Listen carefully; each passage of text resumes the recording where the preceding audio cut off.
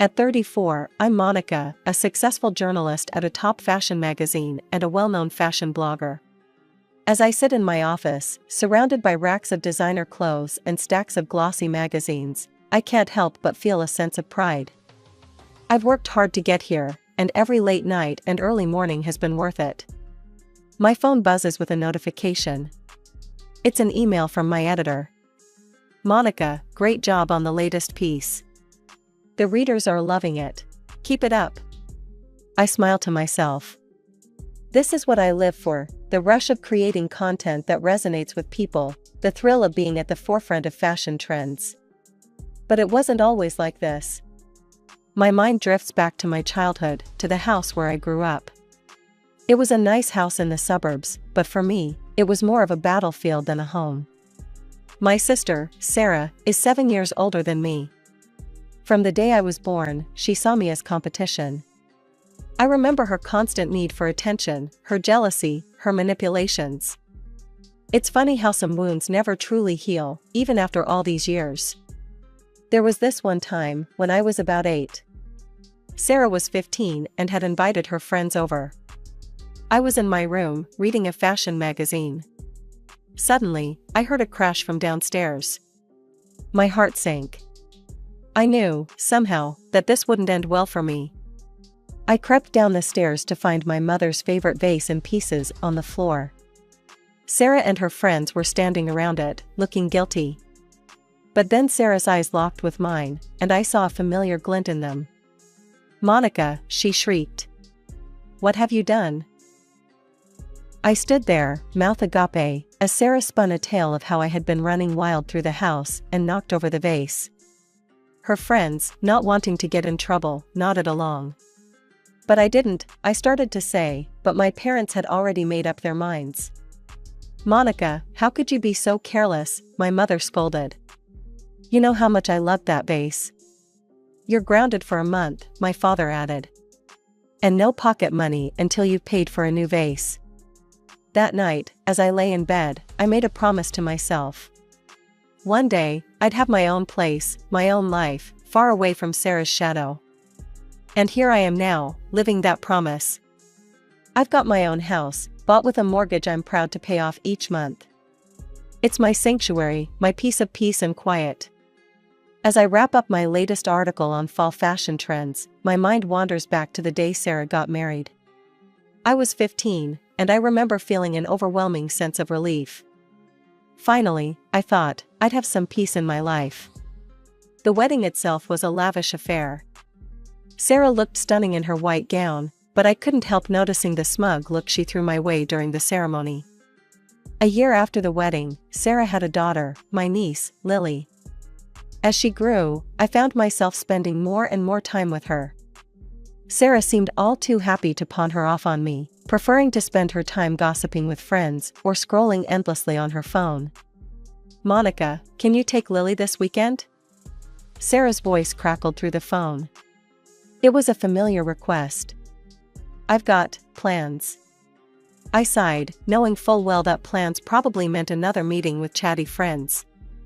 "Sure, Sarah. I'd love to spend time with Lily." That weekend, I took Lily to a new children's entertainment complex that had just opened up in town. Her eyes lit up as we entered, taking in the colorful play areas and exciting activities. "Aunt Monica, look," Lily squealed, pointing at a giant slide. "Can we go on that?" I laughed, her excitement infectious. "Of course we can, sweetie.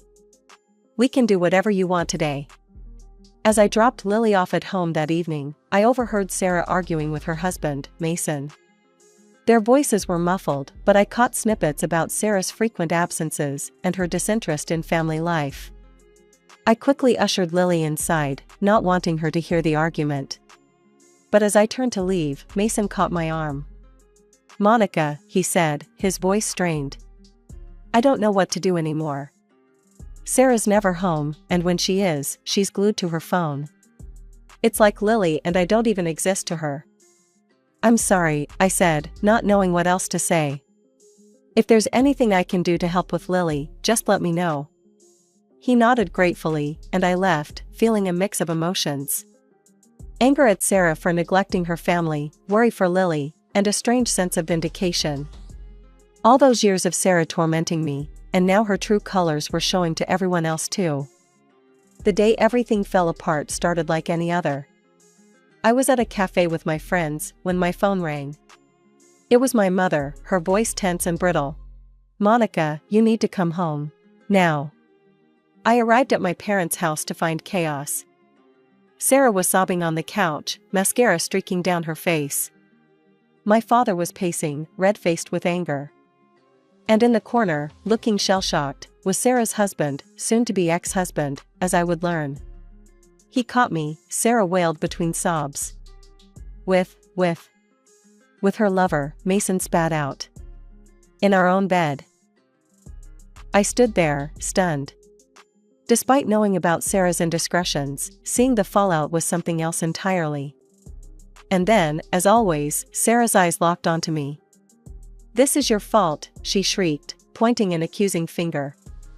"If you hadn't been so perfect, if you hadn't taken up so much of Mom and Dad's attention, I wouldn't have had to look elsewhere for love."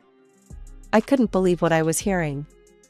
Even now, faced with the consequences of her own actions, Sarah was trying to blame me. "That's enough, Sarah," I said, my voice cold. "You made your choices.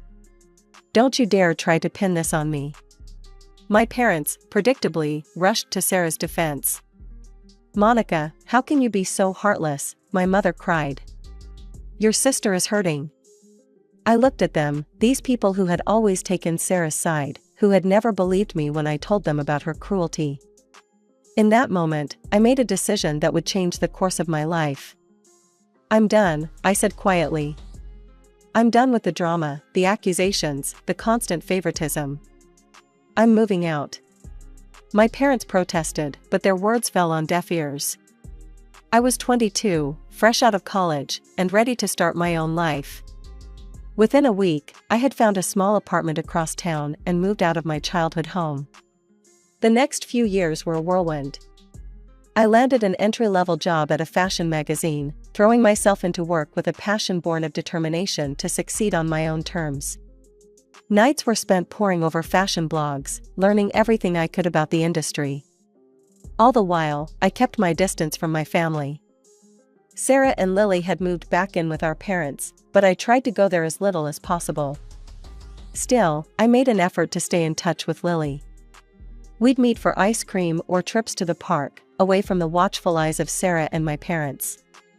Lily was growing into a sweet, thoughtful girl, so different from her mother that it sometimes took my breath away. As the years rolled by, my career took off like a rocket. At 34, I found myself in a position I'd only dreamed of as a fresh-faced college graduate. Senior journalist at a top fashion magazine, my byline recognized by industry insiders and fashion enthusiasts alike. But that wasn't all. I'd also cultivated a significant following as a fashion blogger, my social media filled with outfit ideas, trend forecasts, and behind-the-scenes peeks at the glamorous world of high fashion. My phone buzzed with a notification. Another 1,000 followers on Instagram. I smiled to myself, remembering the days when I'd celebrate each new follower like a personal victory. As I flipped through the glossy photos, my mind wandered to my own wardrobe. I'd come a long way from the hand-me-downs and bargain bin finds of my youth. Now, my closet was filled with designer pieces, each one carefully chosen to reflect my personal style and the image I wanted to project to the world. My phone buzzed again. This time, it was a text from Lily, now a teenager. "Aunt Monica, can you help me pick an outfit for my friend's birthday party this weekend?" I smiled, warmth filling my chest. Despite the distance I'd put between myself and Sarah, Lily and I had managed to maintain a close relationship. She'd inherited my love for fashion, and I relished every opportunity to share that passion with her. "Of course, sweetie," I texted back. "Why don't you come over on Saturday morning and we'll put something together?" Sarah. The thought of my sister still brought a twinge of discomfort. We barely spoke these days, our interactions limited to terse exchanges at family gatherings I couldn't avoid. She was still living with our parents, still playing the role of the wronged woman, still using Lily as a pawn in her games. But I refused to let thoughts of Sarah dampen my mood. I had too much to be grateful for, too much to look forward to. My career was thriving, I had a beautiful home that I'd bought with my own hard-earned money, I had Alex, my fiancé, and I was finally, truly happy. As I scrolled through the latest runway looks on my tablet, my phone rang. Sarah's name flashed on the screen, and I sighed, bracing myself for what was to come. Monica, Sarah's voice was sharp, demanding. Lily needs a new outfit for her school dance. Something designer, obviously. Just make sure it's expensive and trendy. Lily needs to look better than those other girls. Before I could respond, she hung up.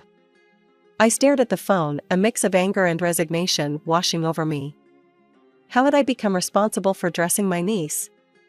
Despite my frustration with Sarah, I couldn't help but feel excited about shopping for Lily. At 15, she was developing her own sense of style, and I loved helping her explore that. The next day, Lily and I hit the mall. We spent hours trying on dresses, giggling over some of the more outrageous designs. In the end, we settled on a beautiful emerald green dress that made Lily's eyes sparkle. As we left the store, bags in hand, I couldn't help but feel a twinge of resentment. I loved spoiling Lily, but Sarah's expectation that I would foot the bill for all of Lily's clothing needs was becoming too much. A week later, I found myself at my parents' house for a family dinner. The tension was palpable as soon as I walked in. Well, look who decided to grace us with her presence, Sarah sneered from her spot on the couch, phone in hand as usual. I ignored her, focusing instead on Lily, who ran to give me a hug. Aunt Monica, I wore the dress to the dance. Everyone loved it. That's wonderful, sweetheart, I smiled, genuinely happy for her. My mother's voice cut through the moment. Monica, don't you think it's a bit much? Buying such expensive clothes for Lily when your sister is struggling? I blinked, taken aback. Excuse me? My father chimed in, his tone disapproving. You're always dressed in designer clothes, driving that fancy car. Don't you think you could help out your family more? I couldn't believe what I was hearing. Help out? I've been buying all of Lily's clothes for years now. Sarah hasn't spent a dime on her daughter's wardrobe and I don't know how long. Sarah's face twisted into a scowl. Oh, so now you're going to throw that in my face? Some of us don't have cushy jobs writing about shoes all day. I stood there, stunned into silence. How could they not see the truth? How could they still be taking Sarah's side after all these years? As I drove home that night, tears of frustration stinging my eyes, I realized that some things would never change. No matter how successful I became, no matter how much I did for Lily, in my family's eyes, I would always be the selfish one, the one who needed to do more. However, there was something else in my life, besides a good job and a terrible family. My fiancé. 2 years had flown by since I met Alex.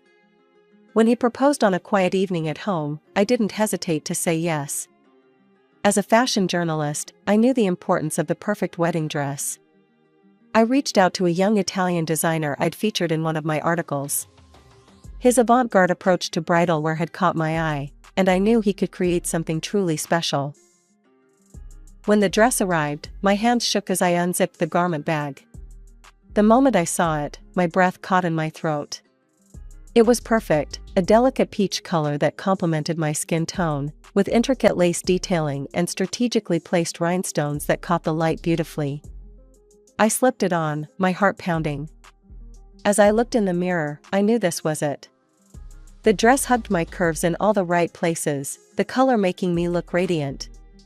I felt like a bride, like the successful, confident woman I'd become. Without thinking, I snapped a picture and sent it to Sarah. Despite our differences, she was still my sister, and some small part of me hoped she'd be happy for me. Got my wedding dress, I texted along with the photo. What do you think? Her response was typically Sarah. Bit much, isn't it? You always did like to show off. I sighed, putting my phone away. I don't know why I expected anything different. Carefully, I hung the dress in my closet, already dreaming of the day I'd walk down the aisle in it. The next few weeks were a whirlwind of wedding preparations. Between finalizing the guest list, choosing a venue, and keeping up with my work, I barely had time to breathe, let alone visit my family.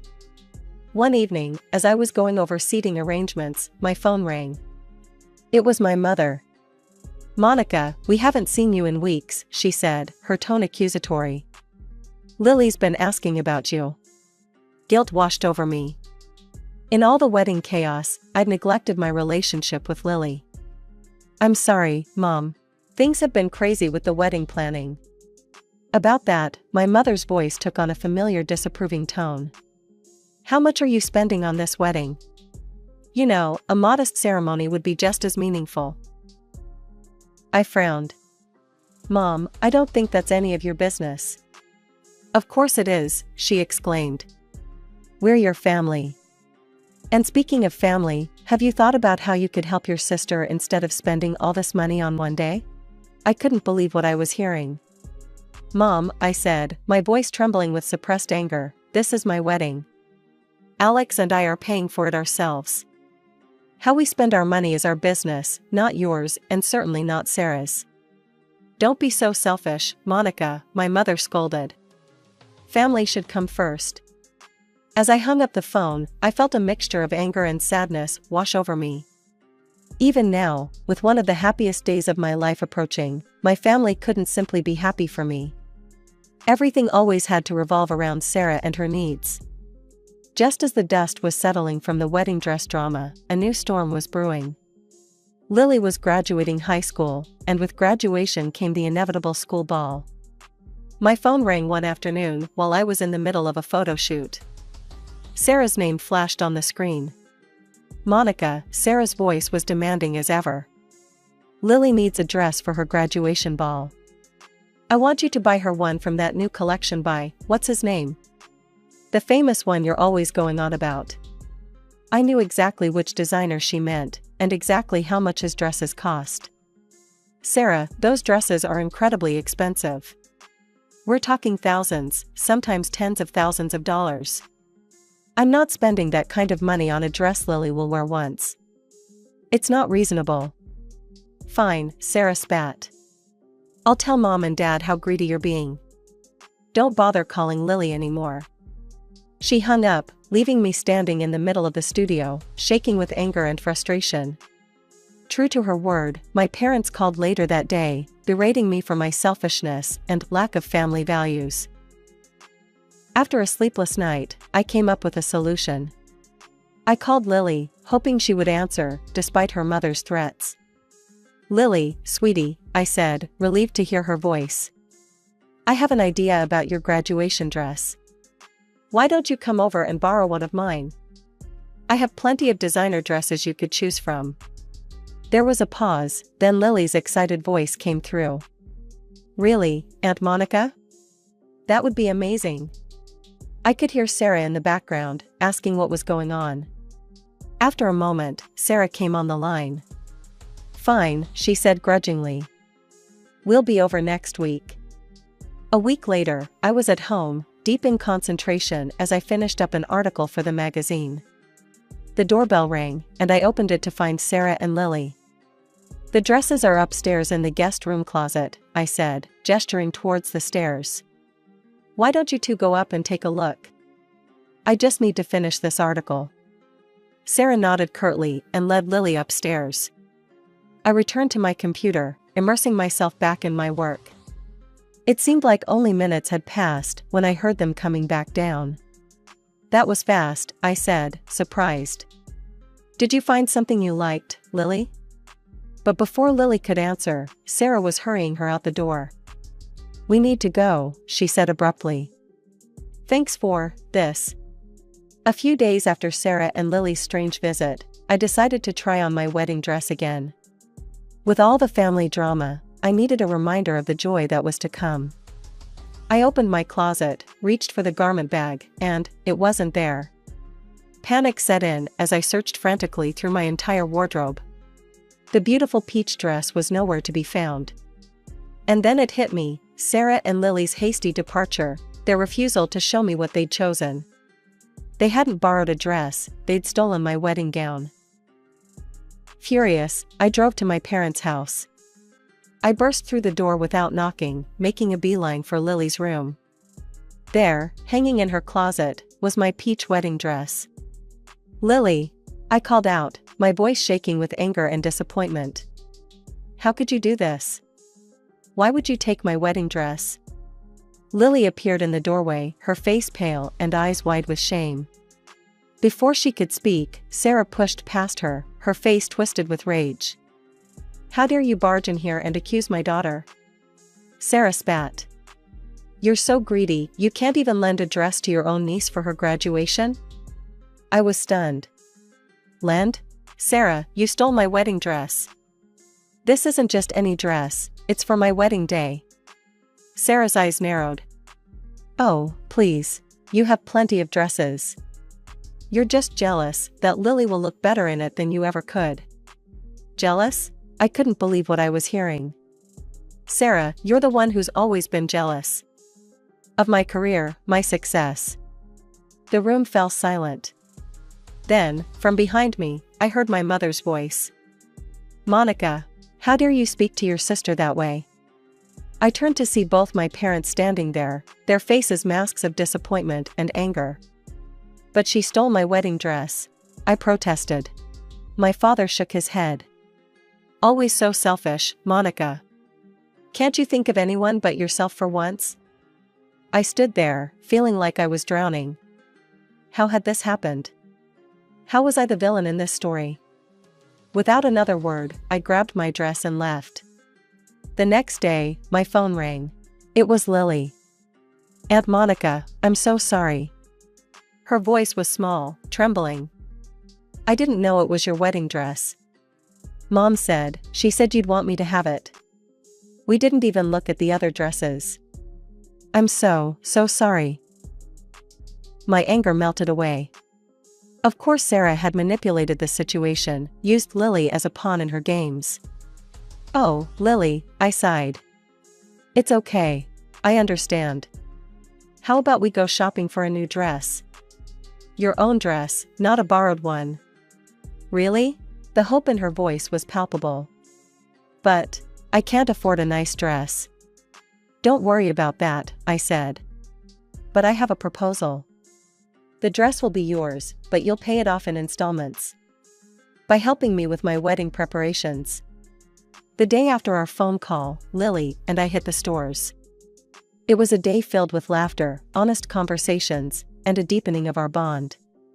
We finally settled on a stunning midnight blue gown that made Lily look like a princess. On the night of her graduation, Lily was radiant. As I watched her laughing with her friends, posing for photos, I felt a bittersweet pang. This wonderful young woman had grown up so fast, and I was grateful to be a part of her life. After the ceremony, as we sat in a quiet corner, I took a deep breath. "Lily, there's something I need to tell you." She looked at me, her eyes curious. "I've decided not to invite your mother to my wedding," I said gently. "And I don't think I'll be communicating with her anymore." Lily nodded slowly, surprising me with her calm reaction. "I understand, Aunt Monica. So, does this mean I can't come to the wedding either?" "Oh, no," I exclaimed. "Lily, you're absolutely invited. In fact, I was hoping you'd be one of my bridesmaids." The next few weeks were a whirlwind of wedding preparations, with Lily by my side every step of the way. When my parents found out about my decision to exclude Sarah, they called to inform me that they wouldn't be attending either. To my surprise, I felt more relieved than upset. The day of my wedding arrived, bright and beautiful. As I stood in front of the mirror in my peach dress, Lily helping me with the final touches, I felt a sense of peace I hadn't experienced in years. The ceremony was perfect. Alex's face as I walked down the aisle, the love radiating from our friends and chosen family, Mason's surprising presence, my ex-brother-in-law. It all combined to create a day full of joy and new beginnings. As the reception wound down, Lily approached me, excitement written all over her face. "Aunt Monica, I got into college. In New York. Dad's helping me with the tuition." I hugged her tightly, thrilled for her new adventure. Oh, Lily, that's wonderful. You're going to do great things, I just know it. In the months that followed, life settled into a new rhythm. Lily moved to New York for college, calling me regularly for advice on everything from fashion to study habits. "I want to be just like you, Aunt Monica," she'd say, making my heart swell with pride. I threw myself back into my work with renewed passion, my personal life finally free from the drama that had plagued it for so long. Alex was supportive and understanding, a true partner in every sense of the word.